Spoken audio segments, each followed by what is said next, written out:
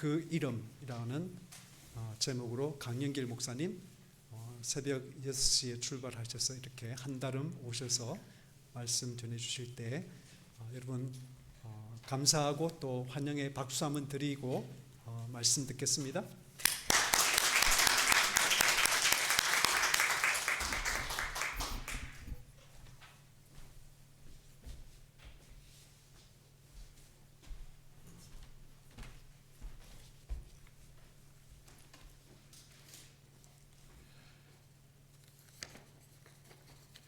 왠지 오늘 아침에 참 행복한 것 같습니다.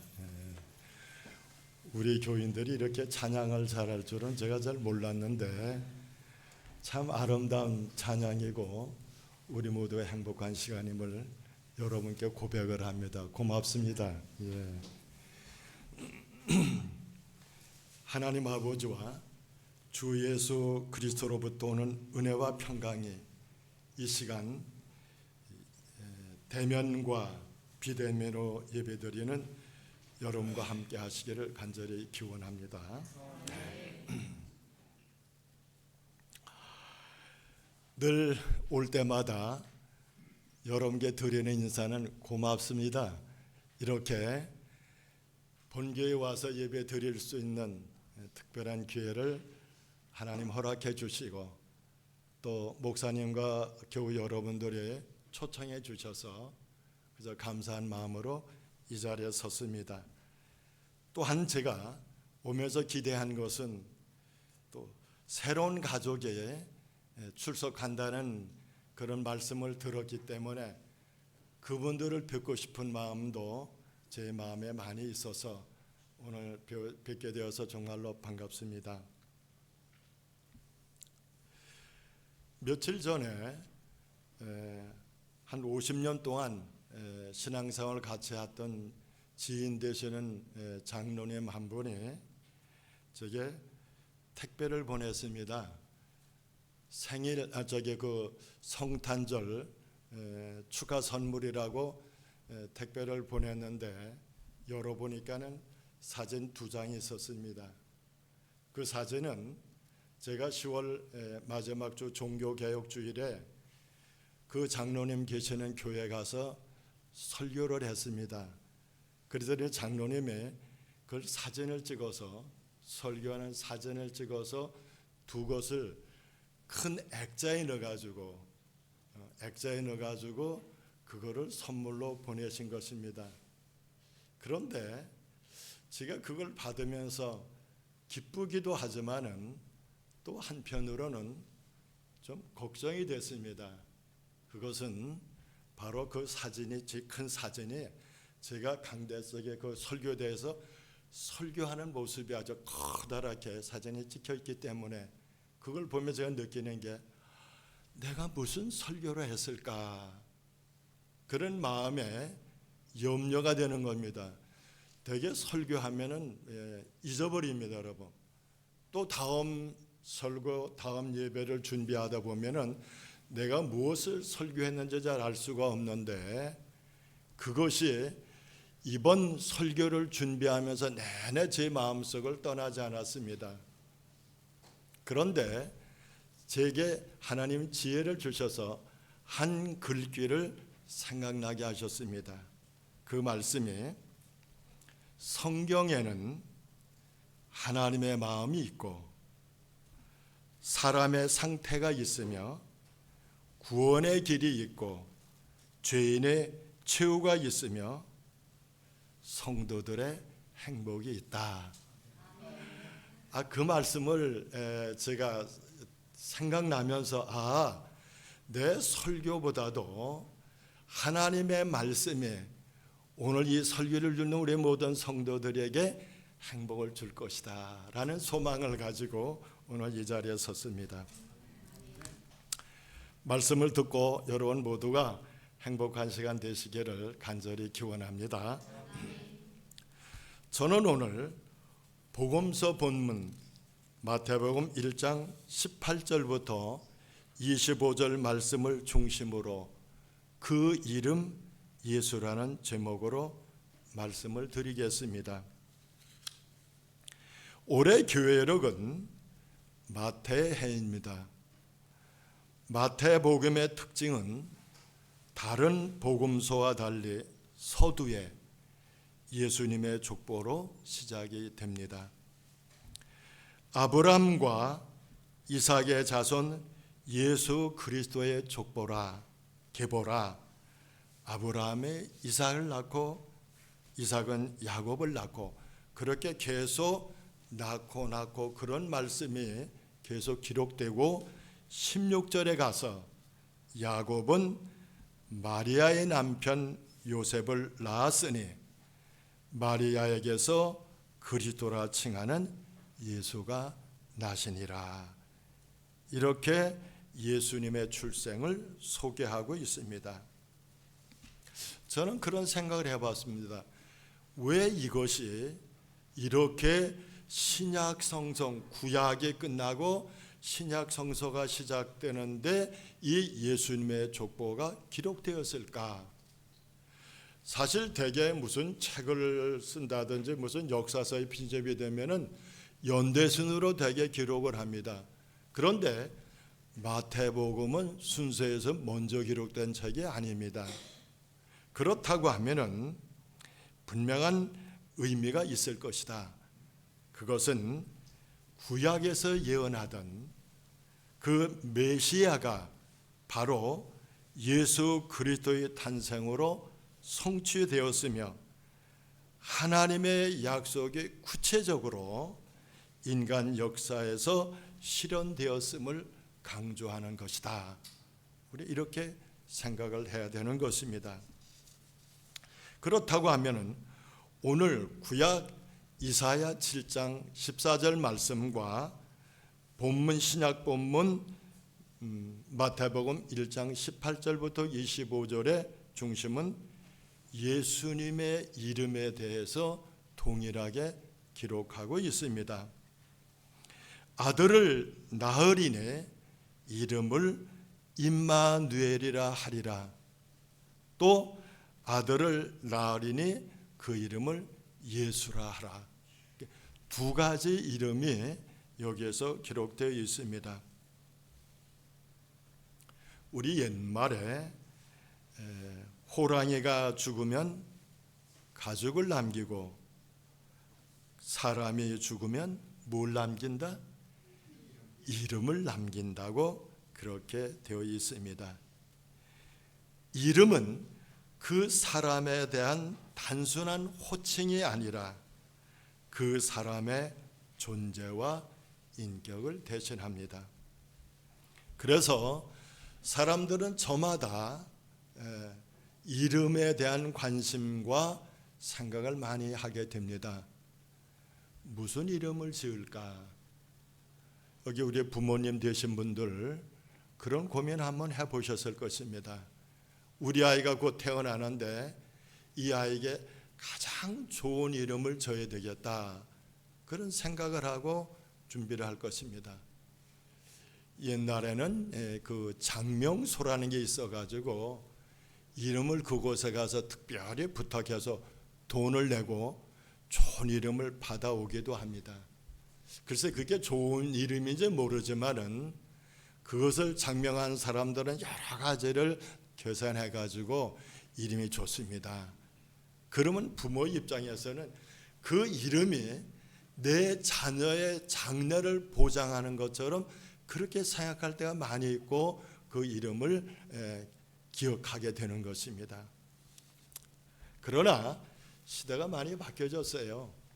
그 이후로는 그런 장명소보다도 집안의 어른들이 족보를 따져서 우리는 어디 자손이기 때문에 거기에 쓸 수 있는 말은 이런 것이 여기서 져가지고 이번 아이들에게 이름은 이렇게 줘라. 그렇게 하면 그건 그대로 받아들이는 거예요. 이렇게. 그래서 이름을 부릅니다. 그런데 간혹가다 그것이 이름이 마음에 안 들어서 또 그 이름의 의미가 잘못 이해되어서 그 이름 때문에 고민하는 사람들이 있고 나중에 그걸 개명을 해버립니다. 여러분, 새로운 이름으로 개명하는 사람들도 있습니다. 자, 그렇다고 하면은 요즘 부모들은 어떻게 할까? 그런 거 안 따집니다, 여러분. 어떻게 합니까? 부르기 편하고 예쁜 이름들, 우리 아이의 미래를 생각하면서 이름을 짓는 것이 아니라 내 아이가 사람들이 불려질 때 예쁜 이름으로 불려졌으면 좋겠다, 그렇게 생각하고 이름을 짓는데, 제가 인터넷 사이트를 한번 찾아봤어요. 선호하는 이름이 어떤 것이 있을까 했더니 한 50여 가지가 쭉 기록이 되어 있어요. 우리 손자도 우리 아들과 며느리가 이름을 줬는데 서준이라고 줬어요. 내가 그 뜻은 잘 모르겠어요. 그런데 그 서준이라는 이름이 50등 중에서 24등으로 기록되어 있어요. 그리고 그 유행한다는 이름을 보니까 다 유명인들, 아이돌, 요즘 부모들이 선호하는 이름이 다 그런 이름이에요. 그래서 제가 생각해 봤어요. 아마 좀 더 지나면은 길거리에서 아무개야 그러면은 어린아이에 돌아서 자기 부르는 줄 알고 그렇게 쳐다보는 현상이 일어나지 않을까, 그런 생각을 가져보기도 했습니다. 그럼 성경에서 이름이 이렇게 지어질 때, 하나님께서 이름을 부르실 때 그 이름은 특별한 목적이 있습니다. 하나님 우리에게 이름을 불러주실 때, 네가 태어나면은 아무개라 져라, 그 하나님이 우리에게 말씀하실 때 그 이름에는 특별한 목적과 의미가 있음을 우리는 알아야 되는 것입니다. 예수 이름의 특징이 무엇일까? 그것은 태어나기 오래전에 예고되었다는 것입니다. 오늘 본문에 있는 말씀처럼 아들을 낳을 것이니 그 이름을 예수라 하라. 여러분, 그것이 이사야가 7장 14절에 기록한 그 당시에는 벌써 700여 년 전이에요. 여러분, 여러분의 자녀들이 태어나기 전 700여 년에 누가 그 이름을 져주겠습니까? 그것은 바로 구약의 주제가 장차 오실 메시아에 집중되어 있습니다.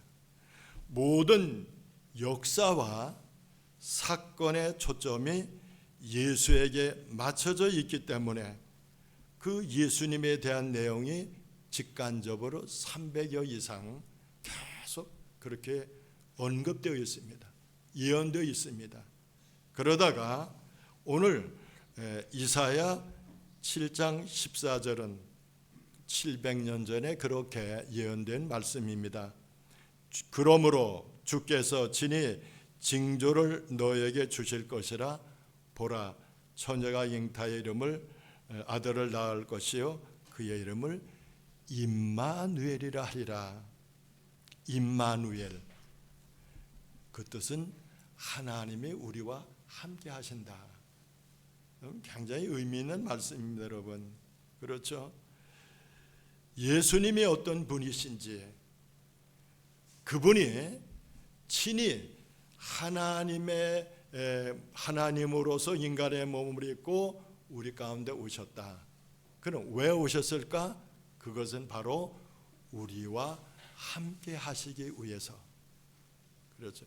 우리 인간의 몸을 입고 인간 삶 속에 같이 오셔서 우리의 모든 삶 속에서 고통과 절망과 아픔과 그 외의 모든 우리가 누리는 똑같은 삶을 누리면서 우리로 하여금 하나님이 함께 하심을 경험하게 하고, 그리고 그것을 통해서 하나님의 사랑을 우리에게 확증시켜 주셨다.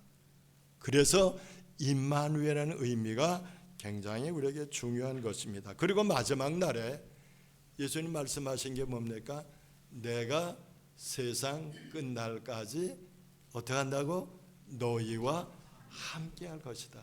임마누엘의 하나님, 그것이 예수의 이름의 깊은 뜻인 것입니다. 지난 16일자 국민일보에 이런 내용이 기록되어 있습니다. 보신 분이 있는지 모르지만은 금년 전 세계 크리스찬들이 가장 좋아하는 성경 구절, 어때 여러분 관심이 많죠? 예. 어떤 성경 구절 같아요? 뭐 어떤 분은 요한복음 3장 16절 흔히 우리가 아는 말씀이라고 생각하는데, 찾아보니까 시편 23편 4절 말씀, 내가 사망의 음침한 골짜기로 다닐지라도 해를 두려워하지 않을 것은 어떡한다? 주께서 나와 함께 하신다. 주의 지팡이와 막대기가 나를 안위하신다. 하도 세상에 요란하니까 내가 사망의 골짜기를 걷는 것처럼 말할 수 없는 삶의 어려움을 겪을 때 나와 함께 하시는 분이 계시다는 그 사실이 내게 큰 위로가 되는 것입니다. 그러면 신약 성서를 보면 마태복음 1장 21절에 아들을 낳으리니 이름을 예수로 하라. 이는 그가 자기 백성을 그들의 죄에서 구원할 자이심이라. 구원하는 자, 마태는 예수를 구원자 예수님으로 그렇게 강조하고 있습니다. 그리고 그가 오셔서 우리의 죄의 문제나 죽음의 문제나 이 모든 것들을 그가 친히 십자가에서 대속물로 되셔 죽으심으로 그 문제를 해결해 주시는 분이다. 그렇게 강조하고 있는 것입니다. 그것을 빌립보서 2장 5절부터 8절에 잘 요약이 되어 있습니다. 너희 안에 이 마음을 품으라. 곧 그리스도 예수의 마음이니 그는 근본 하나님의 본체시나 하나님과 동등됨을 취할 것으로 여기지 아니하시고 오히려 자기를 비워 종의 형태를 가지사 사람들과 같이 되셨고 사람의 모양으로 나타나사 자기를 낮추시고 죽기까지 복종하셨으니 곧 십자가에 죽으심이라. 이렇게 말씀하고 있습니다. 그러면 두 번째로 예수님의 이름의 특징이 무엇일까? 그것은 성경에 예수님의 이름이 얼마나 권세를 가지고 있는지, 능력을 가지고 힘을 가지고 있는지 성경이 그것을 우리에게 증거하고 있습니다. 예수 이름은 그분의 인격과 권위 그리고 구원의 능력을 갖고 있으며 그 이름을 사용할 때 믿는 자에게 주시는, 믿는 자에게입니다. 그 이름을 믿는 자에게 주시는 영적 능력, 구원, 치유, 기적, 두려움 극복 등 실제적인 능력을 내포하고 있음을 강조한다. 그렇게 말을 했습니다. 여러분 성경에 보세요. 예수님의 이름을 믿는 사람들에게 주어지는 하나님의 능력과 은혜를 우리가 경험하게 되는 것입니다. 제가 한 예만 드리겠습니다. 사도행전 3장을 보면은 이런 내용이 기록되어 있습니다. 베드로와 요한이 기도할 때가 되어서 예루살렘 성전에 올라갑니다.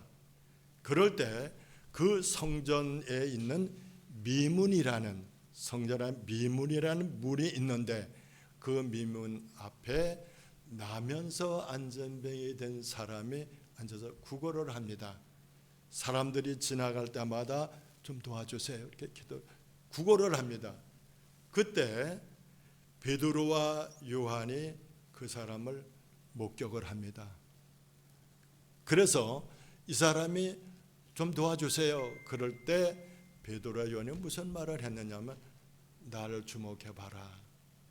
나를 주목해봐라. 그래서 이 남에서 앉아있는 사람이 그를 쳐다봤습니다. 혹시 무슨 돈을 줄까 하고.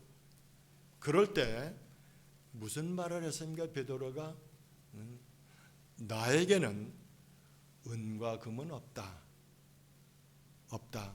그러나 내게 있는 예수 그리스도의 이름으로 내게 명하노니 일어나 걸어라. 그리고 그의 손을 잡았습니다. 그랬더니 나면서 안전병이 되었던 사람, 평생에 걷기를 소망했던 그 사람이 벌떡 일어나고, 그리고 걷기도 하고 뛰기도 하고 하나님을 찬양했다. 그게 예수 이름의 능력입니다. 권세입니다. 그것을 누가 누리느냐? 믿는 자들입니다. 그런 것이 성경에 얼마든지 기록되어 있습니다. 예수의 이름은 과거의 유물이 아닙니다, 여러분. 지금도 살아 역사하는 능력의 이름입니다. 단순히 이름을 부르는 것에 그치지 않고 믿음으로 선포하고 실행할 때 그 능력이 우리의 삶의 현장에서 응답으로 역사하는 것입니다. 그런 이름에 대한 정리를 하면은 하나님의 이름을 통하여 우리에게 주시는 하나님의 구원의 약속과 세상을 향하신, 나를 향하신 하나님의 사랑의 행위, 우리 가운데 행하신 하나님의 사랑의 행위다. 이렇게 우리가 정의할 수 있습니다. 저는 목회를 시작하면서 세 교회를 섬겼습니다. 그때마다 제 나름대로 교회표를 정해서 교인들과 함께 공유했습니다. 서울 방배동 교회에서 첫 목회를 할 때 제 생각은 온통 오직 예수였습니다. 그래서 제단 벽에다 오직 예수라고 그렇게 우리 교회처럼 써붙였습니다. 그리고 그것도 모자라서 어떻게 했느냐 하면은 목각을 새겼습니다. 그냥 이렇게 나무에다 쓴 글이 아니라 그 글을 파가지고 오래오래 보관할 수 있도록 목각을 새겨서 오직 예수라는 목각을 새겨서 가정마다, 우리의 가정은 바로 오직 예수가 우리의 삶의 주인입니다. 그거를 각인시키기 위해서 선물로 신방할 때마다 그 교회에 선물로 주었습니다. 오랜 세월이 지났는데도 그 옛 교인들을 만나면 그 말을 해요. 목사님, 그때 주신 그 오직 예수가 아직도 저희 집에 걸려 있어요. 그 자랑스럽게 생각합니다. 고맙죠, 여러분. 두 번째, 제가 평택에 내려와서 첫 번째 섬겼던 교회가 평택교회였는데 그것을 건강한 교회로 바꿔서 그렇게 거기서 목회를 했습니다. 그때는 어떻게 했느냐 하면은 예수 그리스도 우리의 삶의 해답입니다. 그래서 그건 앞에 붙인 게 아니라 입구에 붙였어요. 교회 출입구에. 교인들로 하여금 출입하면서 그거 보게 만들었어요. 여러분이 삶의 현장에 나가서 어떻게 생활하더라도 여러분의 삶의 해답은 예수 그리스도다. 그 각인시키기 위해서 그렇게 했습니다. 세 번째, 제가 은퇴한 교회 평택교회에서는 어디다 붙였느냐? 교회 안에다가 크게 이렇게 안에다가 뭐라고 붙였느냐? 우리는 하나님의 가족입니다.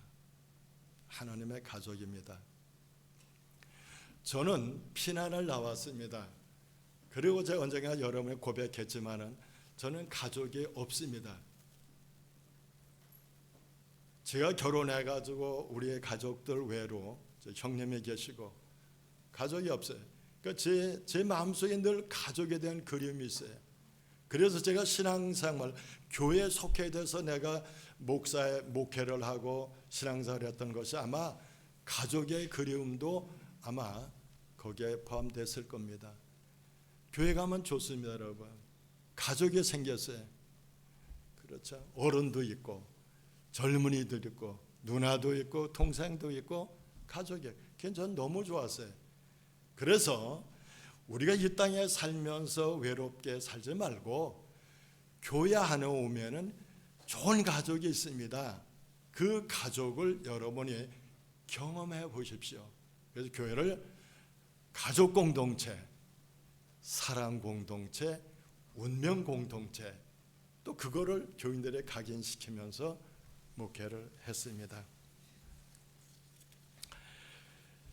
자, 이제 은퇴를 하고 여러분 아신 대로 제가 지금 거제에 내려가 있습니다. 여러분 4년이 됐습니다. 4년이 됐는데 참 상황이 여러 가지 말할 수 없는 많은 변화가 있습니다. 내려갈 때는 코로나 팬데믹으로 사람들이 다 마스크를 쓰고 다녀요. 저희가 내려가서 마스크를 쓰고 교회 예배가 중단되고 모임에 제한을 받는 그런 어려움 가운데서 오픈을 했어요. 그리고 그 상황이지만은 그 나름대로 그래도 소망을 가졌어요. 왜? 곧 지나갈 것이다. 그래서 소망을 곧 지나갈 것이다. 코로나도 지나가고 불경기도 지나가고 옛날에 거제가 개도 10,000원짜리 물고 다닐 정도로 경제가 좋았다. 그 말을 듣고 기다렸습니다. 작은 기대와 소망이죠. 그런데 코로나가 지나갔습니다. 아픔이 지나갔어요.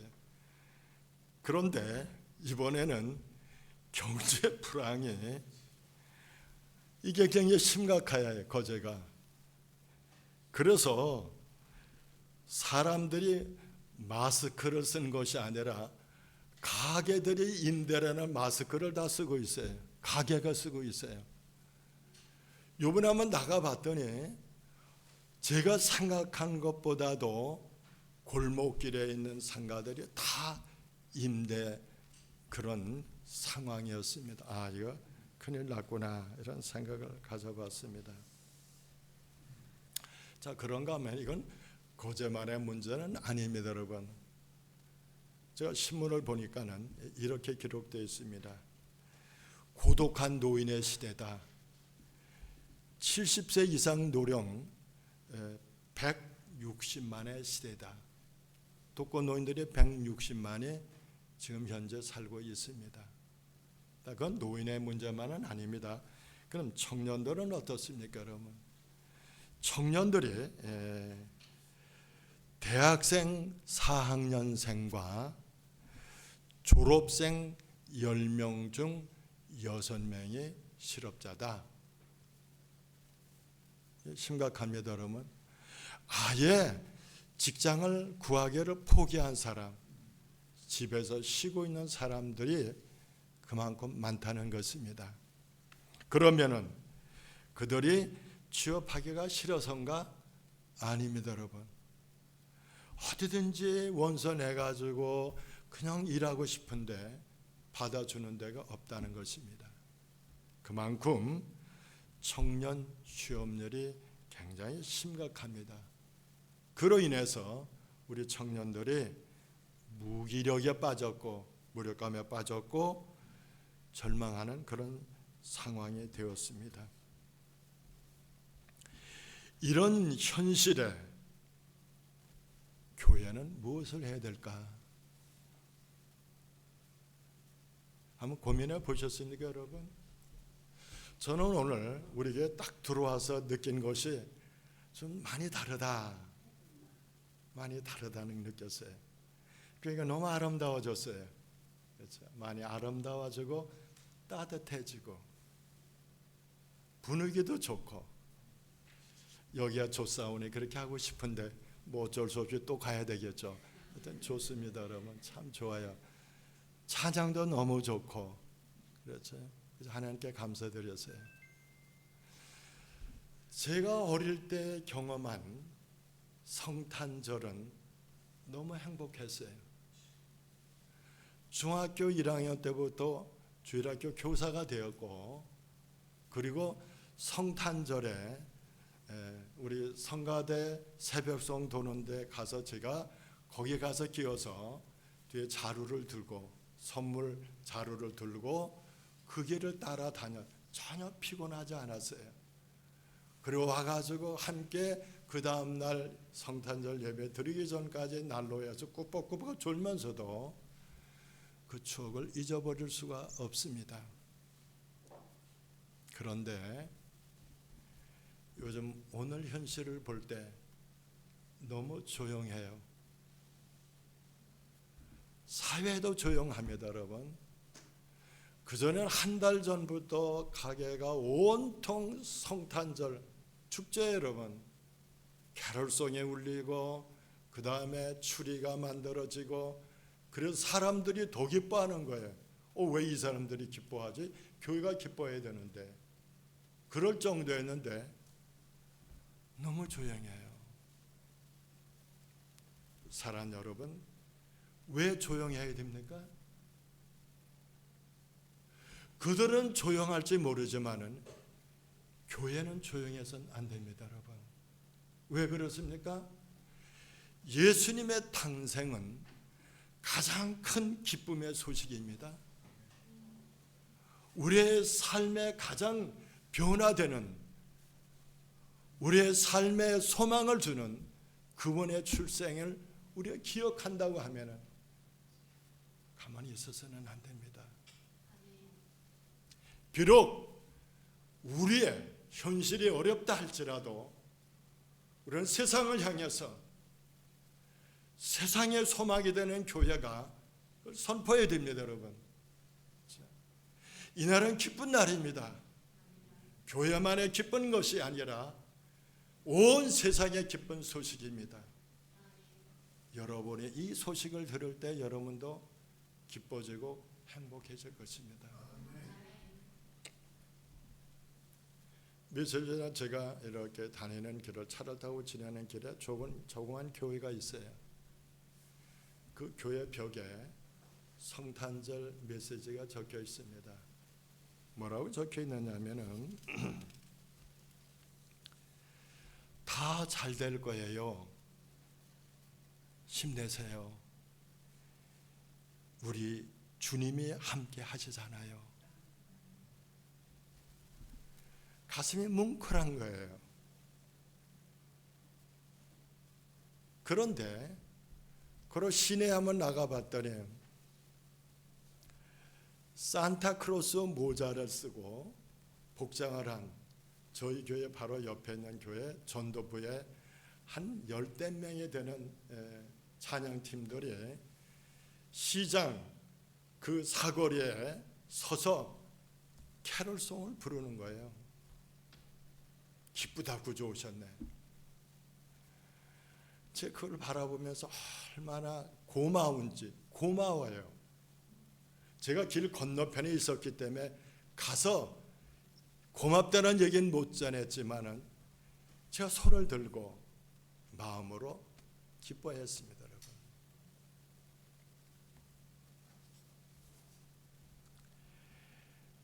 말씀을 마무리하겠습니다. 4일 후면 성탄절을 맞이합니다. 뭘 준비하십니까?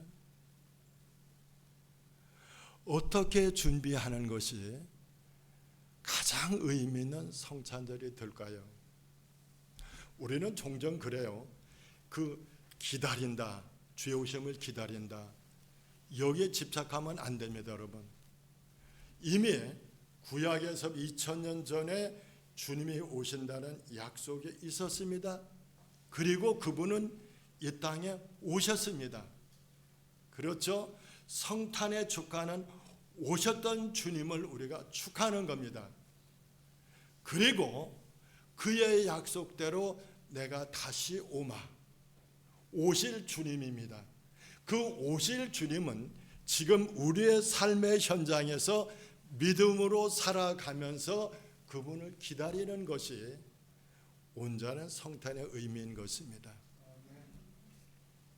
바라기는 2000년 전에 우리를 위하여 성육신하신 예수님의 탄생을 우리가 준비하는 삶, 그를 가장 기쁘게 하는 삶은 우리의 삶의 현장에서, 우리의 삶은 어둡지만은, 미래가 불투명하지만은, 소망이 없는 것처럼 보이지만, 그러나 우리는 그 속에서 하나님의 약속을 굳게 붙들고 흔들림이 없이 그 기쁨을 우리가 느끼고 고백하고, 그리고 우리의 삶의 현장에서 주님의 사람으로 그렇게 살아가는 것이 이번 성탄절의 가장 바른 준비가 아니겠는가, 그런 생각을 하면서 우리 모두가 그런 성탄의 기쁨이 있으시기를 이 시간 주의 이름으로 축원합니다. 모든 지각에 뛰어난 하나님의 평강이 그리스도 예수 안에서 여러분의 마음과 생각을 지키시리라. 아멘.